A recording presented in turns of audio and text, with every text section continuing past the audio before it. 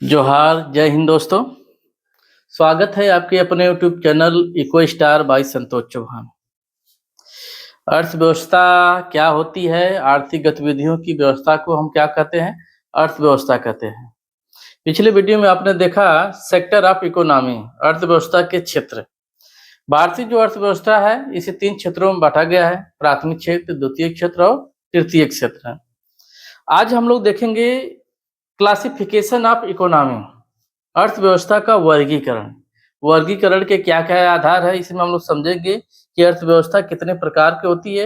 अर्थव्यवस्था कितने प्रकार की होती है, इसका जो आधार है, इसका जो क्लासिफिकेशन है, जो इसका वर्गीकरण है, हम वर्गीकरण के आधार पर देखेंगे कि अर्थव्यवस्था कितने प्रकार की होती है। सरकार की भूमिका के आधार पे, सरकार की भूमिका के आधार पे, विकास की विभिन्न अवस्थाओं के आधार पे और शेष विश्व के साथ अंतर संबंधों के आधार पे हम लोग देखेंगे कि अर्थव्यवस्था कितने प्रकार की होती है। सरकार की भूमिका देखेंगे कि जो अर्थव्यवस्था है उसमें सरकार की भूमिका कितनी है। भूमिका बहुत कम है या बहुत अधिक है, ठीक है। तो सरकार की भूमिका के आधार पे अर्थव्यवस्था 3 प्रकार की होती है: पूंजीवादी अर्थव्यवस्था, समाजवादी अर्थव्यवस्था और मिश्रित अर्थव्यवस्था। पूंजीवादी अर्थव्यवस्था कैपिटलिस्ट, समाजवादी अर्थव्यवस्था सोशलिस्ट और मिश्रित अर्थव्यवस्था मिक्स्ड इकोनॉमी जिसको बोलते हैं। पूंजीवादी अर्थव्यवस्था, समाजवादी अर्थव्यवस्था और मिश्रित अर्थव्यवस्था, ये 3 प्रकार की अर्थव्यवस्था होती है सरकार की भूमिका के आधार पर। समझेंगे कि पूंजीवादी क्या है, समाजवादी क्या है और मिश्रित क्या है।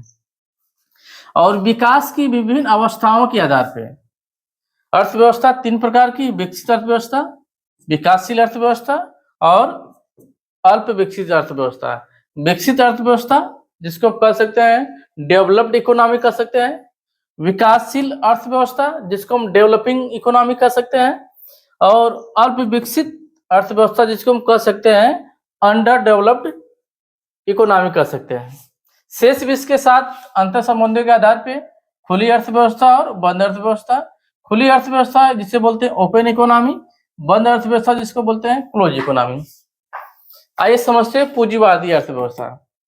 सबसे पहले हम लोग देखेंगे जो आर्थिक गतिविधियां हैं, आर्थिक गतिविधियों पर नियंत्रण किसका है। आर्थिक गतिविधियां जैसा कि आप जानते हैं, आर्थिक गतिविधियां 5 प्रकार की होती हैं: उत्पादन, वितरण, विनिमय,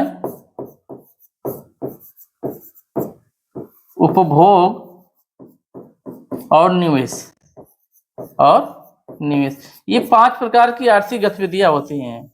और ये 5 प्रकार की जो आर्थिक गतिविधियां हैं, अगर आर्थिक गतिविधियों पर नियंत्रण, यदि आर्थिक गतिविधियों पर नियंत्रण जो है निजी व्यक्तियों या निजी संस्थाओं का है, तो इसी को कहा जाता है पूंजीवादी अर्थव्यवस्था।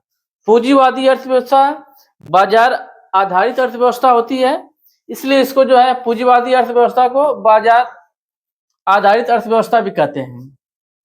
पूंजीवादी अर्थव्यवस्था में ये जो आर्थिक गतिविधियां हैं, उत्पादन, वितरण, विनिमय, उपभोग और निवेश, इन आर्थिक गतिविधियों पर जो नियंत्रण है, इनका जो संचालन है, वो पूरी तरह से निजी व्यक्तियों और निजी संस्थाओं के हाथ में होता है। तो ऐसी स्थिति में जो पूंजीवादी अर्थव्यवस्था होती है, चूंकि निजी व्यक्तियों के हाथ में नियंत्रण है, निजी संस्थाओं के हाथ में नियंत्रण है, तो इनका जो उद्देश्य होता है अधिकतम लाभ। अधिकतम लाभ के उद्देश्य से जो है पूंजीवादी अर्थव्यवस्था में जो है आर्थिक गतिविधियां जो संचालित होती हैं, आर्थिक गतिविधियों में जो है किसी वस्तु की कितनी मात्रा का उत्पादन करें, किसके लिए करें और कैसे करें, जो है जैसे महत्वपूर्ण जो फैसले हैं, महत्वपूर्ण जो आर्थिक निर्णय है, वो निजी व्यक्तियों या निजी संस्थाओं द्वारा ही लिए जाते हैं। और ये जो निजी व्यक्ति, ये जो निजी संस्थाएं होती हैं, इनका एकमात्र उद्देश्य होता है अधिकतम लाभ की प्राप्ति। यानी अधिकतम लाभ प्राप्त करने के उद्देश्य से जो है पूंजीवादी अर्थव्यवस्था में आर्थिक गतिविधियां जो होती हैं संचालित होती हैं।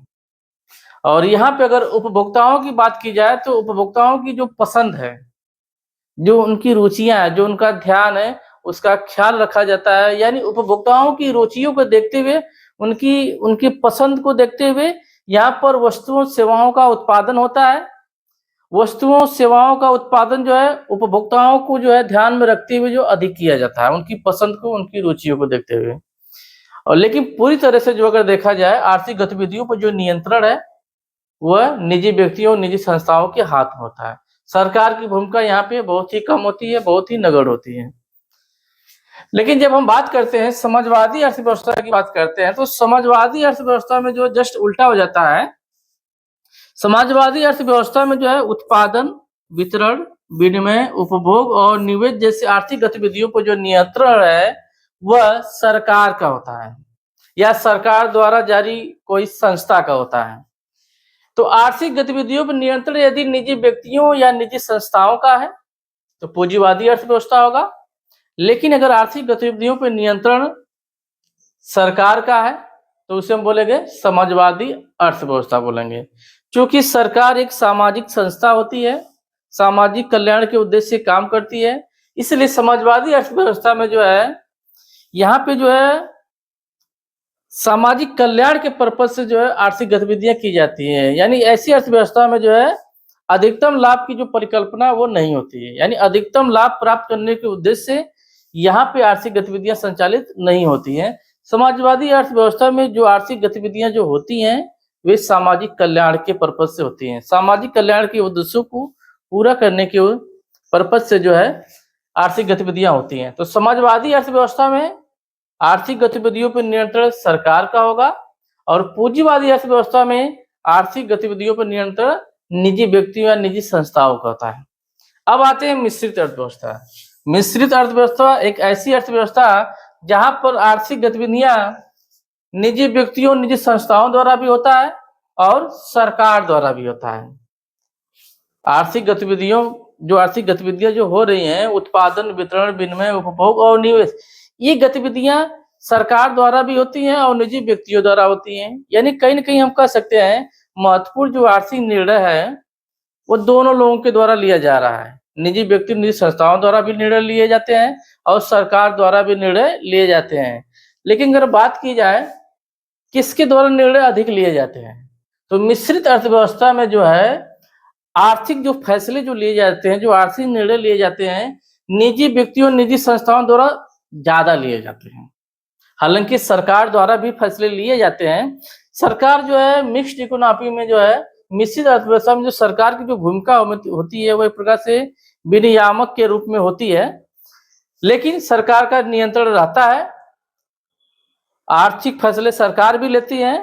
मिश्रित अर्थव्यवस्था में अगर भूमिका की बात की जाए, रोल की बात की जाए तो निजी व्यक्तियों, निजी संस्थाओं की भूमिका थोड़ी अधिक होती है। यहाँ पे जो निजी व्यक्ति, जो निजी संस्थाएं हैं वे अधिकतम लाभ के उद्देश्य से उत्पादन या आर्थिक कार्य करते हैं, वही जो सरकार है वो सामाजिक कल्याण के उद्देश्यों को पूरा करने के लिए जो है यहाँ पे जो है आर्थिक गतिविधियां करती है। अगर बात की जाए कि इन तीनों अर्थव्यवस्था में भारतीय अर्थव्यवस्था कैसी है तो भारतीय अर्थव्यवस्था जो है मिश्रित अर्थव्यवस्था है।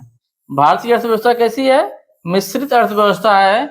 यहाँ पे जो है पूंजीवादी अर्थव्यवस्था और समाजवादी अर्थव्यवस्था दोनों के स्वरूप देखने को मिलते हैं। निजी हॉस्पिटल भी होता है तो सरकारी हॉस्पिटल भी होता है, निजी विद्यालय होता है तो सरकारी विद्यालय भी होता है, निजी परिवहन के साधन होते हैं तो सरकारी भी होते हैं, संचार की जो सुविधाएं हैं, नेट की जो सुविधाएं हैं, निजी व्यक्तियों, निजी संस्थाओं द्वारा अगर दिया जा रहा है तो सरकार द्वारा भी दिया जाता है।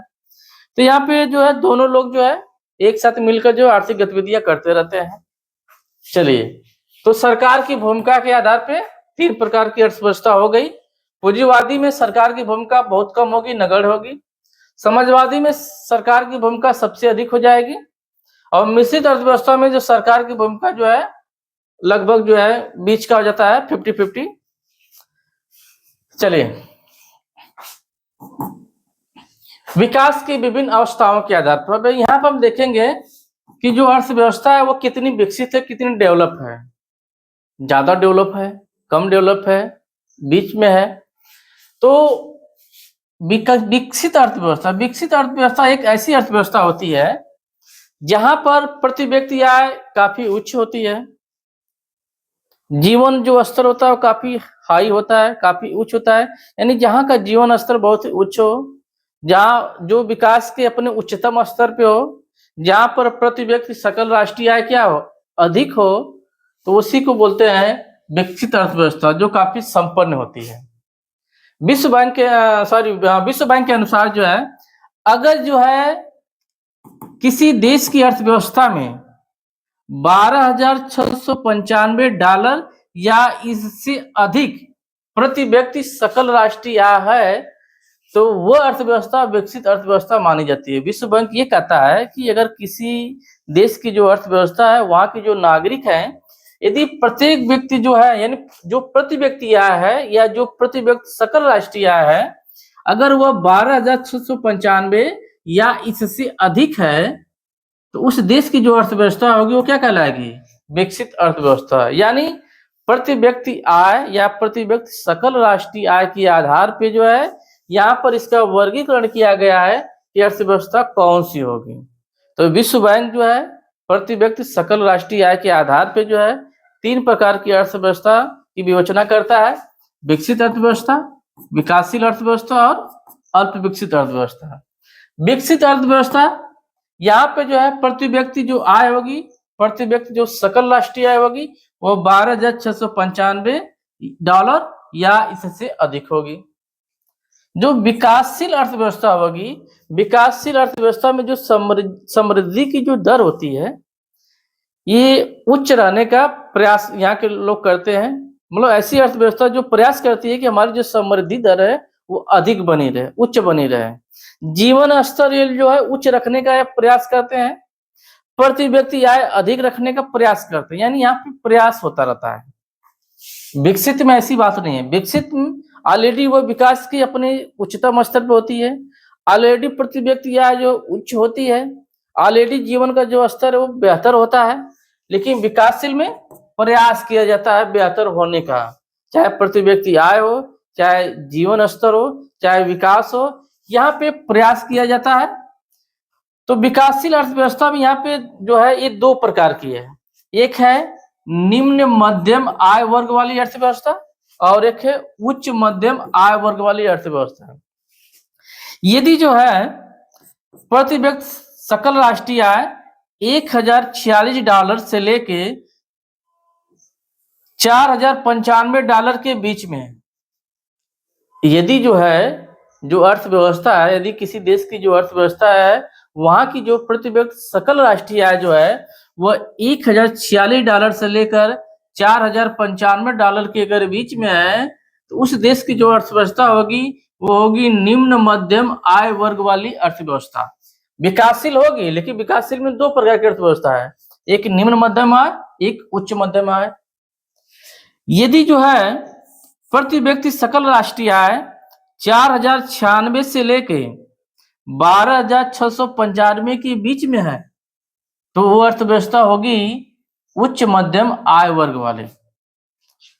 अब देखते हैं तीसरा जो है अल्प विकसित अर्थव्यवस्था। अल्प विकसित अर्थव्यवस्था जिसकी अर्थव्यवस्था पिछड़ी होती है, अर्थव्यवस्था में पिछड़ापन होता है, जिनका जीवन स्तर निम्न होता है, विकास की दर निम्न होती है, प्रति व्यक्ति आय भी क्या होती है, निम्न होती है। विश्व बैंक ये कहता है कि यदि किसी देश की अर्थव्यवस्था में जो है प्रति व्यक्ति सकल राष्ट्रीय आय $1,046 या इससे कम है, यानी $1,046 से कम वाली अगर अर्थव्यवस्था है, जहां पर प्रति व्यक्ति सकल राष्ट्रीय आय $1,046 या इससे कम है, तो वो अर्थव्यवस्था कहलाएगी अल्प विकसित अर्थव्यवस्था कहलाएगी, अंडर डेवलप्ड इकोनॉमी कहलाएगी।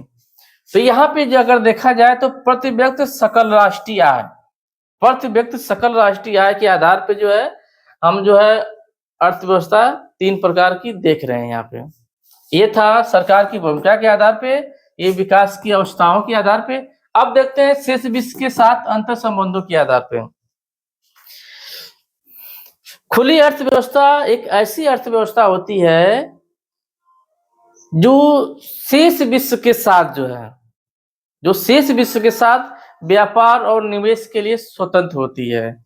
यानी जो है अगर एक देश की अर्थव्यवस्था शेष देश की अर्थव्यवस्था के साथ जो है व्यापार कर रही है, आयात और निर्यात की गतिविधियां स्वतंत्र रूप से संचालित हो रही हैं, आसानी से जो है विदेशी निवेश आ रहा है, विदेशी निवेश जा रहा है, तो वो जो है खुली अर्थव्यवस्था कहलाएगी, ओपन इकोनॉमी कहलाएगी। ओपन इकोनॉमी का मतलब है कि एक देश का किसी दूसरे देश के साथ जो व्यापार है वो स्वतंत्र है। खुली अर्थव्यवस्था ऐसी अर्थव्यवस्था जहां पर व्यापार और निवेश की जो गतिविधियां हैं पूरी तरह से स्वतंत्र है, यानी आयात और निर्यात की गतिविधियों में कोई रुकावटें, कोई अड़चने नहीं है। इसी को बोलते हैं ओपन इकोनॉमिक खुली अर्थव्यवस्था। दूसरा है बंद अर्थव्यवस्था। बंद अर्थव्यवस्था में क्या होगा, इसमें व्यापार और निवेश की जो गतिविधियां होगी वो स्वतंत्र नहीं होंगी, यानी एक देश का किसी दूसरे देश के साथ जो है व्यापार में क्या होगी, रुकावटें होंगी, अड़चने होंगी, दरवाजे बंद। हमारे यहाँ हम न तो निर्यात करेंगे न तो आयात करेंगे, ठीक है। तो यहाँ पे क्या होता है कि व्यापार और निवेश को लेकर जो है स्वतंत्र गतिविधियां नहीं हो पाती हैं, सही से व्यापार नहीं हो पाता है, दरवाजे निवेश के बंद रहते हैं। इसी को बोलते हैं बंद अर्थव्यवस्था, क्लोज इकोनॉमी।